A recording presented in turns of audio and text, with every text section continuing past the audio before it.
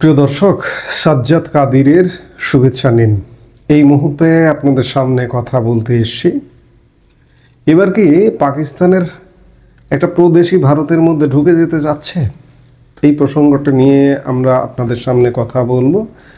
এতদিন আমরা শুনে এসেছি যে পাক অধিকৃত কাশ্মীর বা পিওকে সেটি ভারতে ফেরানোর দাবি করেছেন প্রধানমন্ত্রী নরেন্দ্র মোদী স্বয়ং, স্বরাষ্ট্রমন্ত্রী অমিত শাহ এবং রাজনাথ সিং।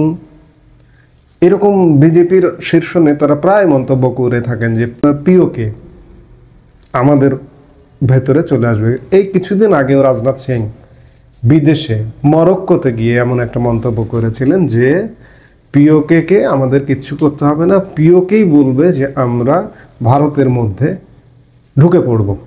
এর ঠিক কয়েকদিন পরে পিওকে অস্থির হয়ে গিয়েছিল, পিওকেবাসী আন্দোলন শুরু করেছিল। তারপরে আন্দোলনটা কিছুটা চাপা দেওয়া আছে।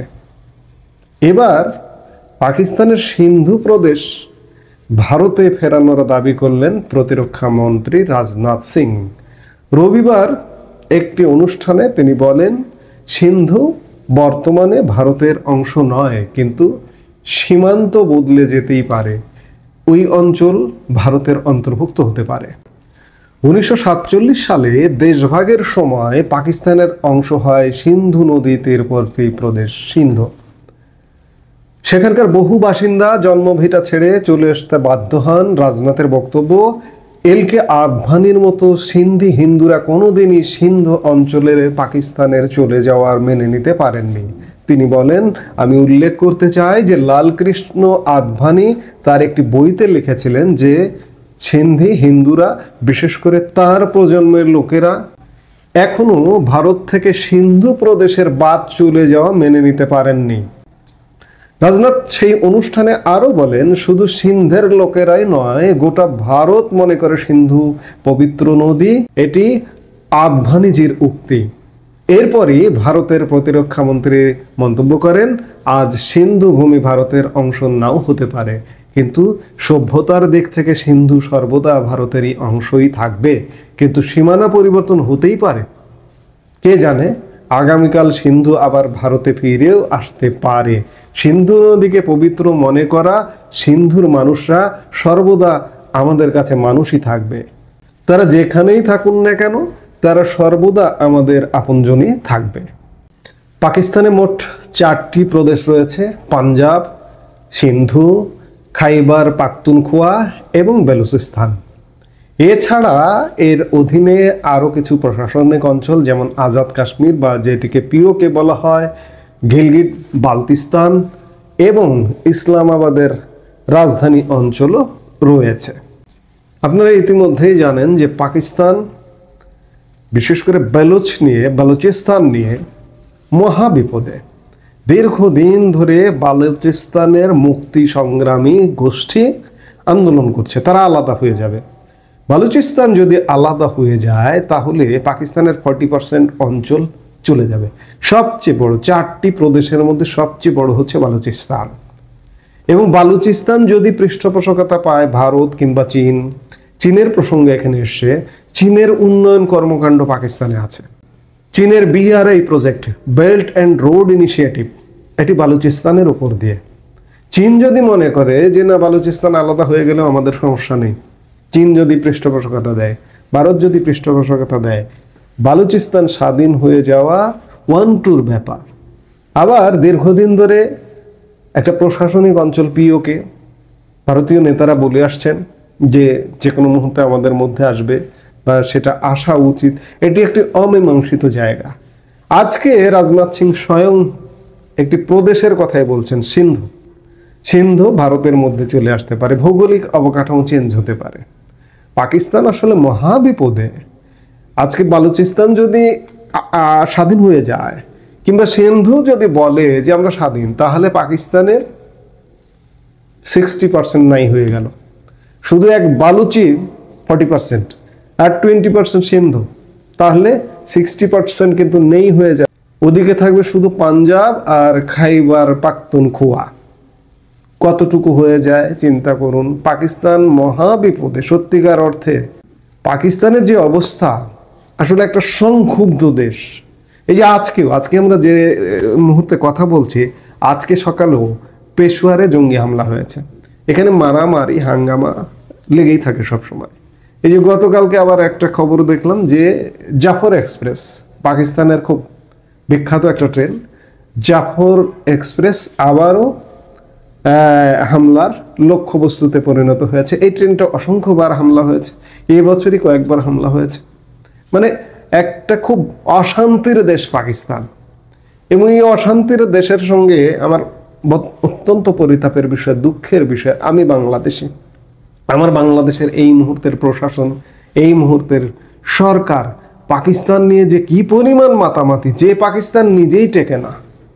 বালুচিস্তান স্বাধীন হয়ে যাওয়া ওয়ান-টুর ব্যাপার। আজকে রাজনাথ সিং হঠাৎ করে তার কণ্ঠে এমন কথা উচ্চারিত হচ্ছে কেন? সিন্ধকে কি আলাদা করে দেবে?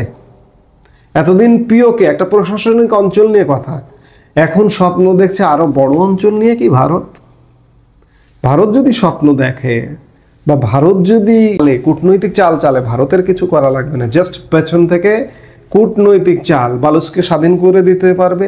সিন্ধের জনগণ যদি ক্ষুব্ধ হয়, সিন্ধুকে নিয়ে খেলতে পারবে, আর পিওকে নিয়ে তো খেলতে পারবেই, প্রশাসনিক অঞ্চলটা নিয়ে তো খেলতে পারবে। অলরেডি উত্তপ্ত হয়ে আছে। সত্যিকার অর্থে পাকিস্তান এক মহা বিপদের দেশ। সেই বিপদের দেশ ভারতের দিকে চোখ রাঙায়, আবার বাংলাদেশকে নিয়ে গুটি চাল চালে, আর বাংলাদেশ সেই গুটি চালে ব্যবহৃত হয়। মরণ যখন আসে, চারিদিক দিয়ে মরণ আসে। আসলে পাকিস্তানের অবস্থা খুব খারাপ। এগুলো শেষ কোথায় সময় বলবে, ইতিহাস বলবে যে ইতিহাস মানচিত্র কোন দিকে মোড় নেয়। আবার গতকালকে রাজনাথ সিং এর এই কড়া বক্তব্যের প্রেক্ষিতে পাকিস্তান আবার একটা বিবৃতি দিয়েছে। সিন্ধু প্রদেশ নিয়ে ভারতের প্রতিরক্ষা মন্ত্রী রাজনাথ সিং এর মন্তব্যের পাল্টা বিবৃতি পাকিস্তান দিয়েছে। রবিবার দিল্লির একটি অনুষ্ঠান থেকে রাজনাথ বলেছিলেন, সিন্ধু প্রদেশ আজ ভারতের সঙ্গে নেই, তবে সীমান্ত পরিবর্তন হতে পারে এবং এই অঞ্চলটি ভারতের অধীনে আসতে পারে। অর্থাৎ পাক মানচিত্র বদলে দেওয়ার হুঁশিয়ারি দিয়েছিলেন তিনি। পাল্টা পাকিস্তানের বিদেশ মন্ত্রক রবিবার রাতে একটি বিবৃতি জারি করে বলে, এই ধরনের মন্তব্য আসলে হিন্দুত্ববাদী মানসিকতার বহিঃপ্রকাশ, তা বাস্তবকে চ্যালেঞ্জ করে। এই ধরনের মন্তব্য আন্তর্জাতিক আইন বিরোধী। রাজনাথ সিং সহ ভারতীয় নেতাদের কাছে অনুরোধ, এই ধরনের উস্কানিমূলক এবং শান্তির পরিপন্থী মন্তব্য করা থেকে বিরত থাকুন। এখানেই শেষ নয়, ভারতকে উপদেশও দিয়েছে পাকিস্তান। বিবৃতিতে বলা হয়েছে, ভারত সরকার নিজেদের দেশের নাগরিক, বিশেষ করে সংখ্যালঘুদের সুরক্ষা নিশ্চিত করার বিষয়ে মন দিক। ভারতের সঙ্গে সমস্ত বিরোধের শান্তিপূর্ণ সমাধান চায় পাকিস্তান। ভারতের অভ্যন্তরীণ বিষয় নিয়েও মন্তব্য করতে শোনা যায় পাকিস্তানকে। বলা হয়, উত্তর পূর্বাঞ্চলের বাসিন্দাদের সমস্যার সমাধান করুক ভারত, সেখানে হিংসা চলছে। উত্তর পূর্বাঞ্চল মানে সেভেন সিস্টার্স, পাকিস্তান থেকে অনেক দূরে, বাংলাদেশ থেকে কাছে, বাংলাদেশ বর্ডার লাগোয়া সেভেন সিস্টার্স। ইঙ্গিত কিন্তু একটা পাকিস্তান দিলই যে এই দিক থেকে সেভেন সিস্টার্সকে বাংলাদেশ দিয়ে একটা অস্থির করবার একটা পায় তারা, তাদের সবসময় থাকে, আছে। বিবৃতিতেও তারা সেটি দিয়েছে। যাই হোক, ভারত পাকিস্তান পাল্টাপাল্টি মন্তব্য, পাল্টাপাল্টি বিবৃতি।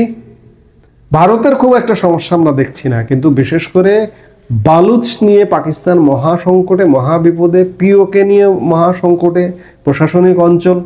আর নতুন করে সিন্ধুর কথা বললেন রাজনাথ সিং। পাকিস্তান সোজা কথা মহাবিপদে, সেই বিপদে সামিল হয়েছে বাংলাদেশ, হতে যাচ্ছে বা হতে চায়। সাম্প্রতিক সময়ে অবস্থাটা এমন, পাকিস্তান ভারত পাল্টাপাল্টি মন্তব্য, আর একটা মনে হয় যুদ্ধ হবে। কারণ অপারেশন সিঁদুর বন্ধ হয়নি ভারতের, ভারত সবসময় বলে। কাজে পাকিস্তানকে নিয়ে একটা যুদ্ধ হবে, এবং বাংলাদেশ যদি বাড়াবাড়ি করে, এদিকেও একটা যুদ্ধের সংখ্যা আছে। বাংলাদেশ অনেক দিন যুদ্ধের চেহারা দেখেনি, সেই 1971 সাল। এরপরে সাম্প্রতিক সময়ে যে অবস্থা, তাতে যদি একটা যুদ্ধের চেহারা দেখেও 55 বছর পরে, অবাক হওয়ার কিছু থাকবে না। ভূ রাজনৈতিক পরিস্থিতি সেদিকেই মোড় নিচ্ছে। এই মুহূর্তে এ পর্যন্তই। সবাই ভালো থাকুন, সুস্থ থাকুন।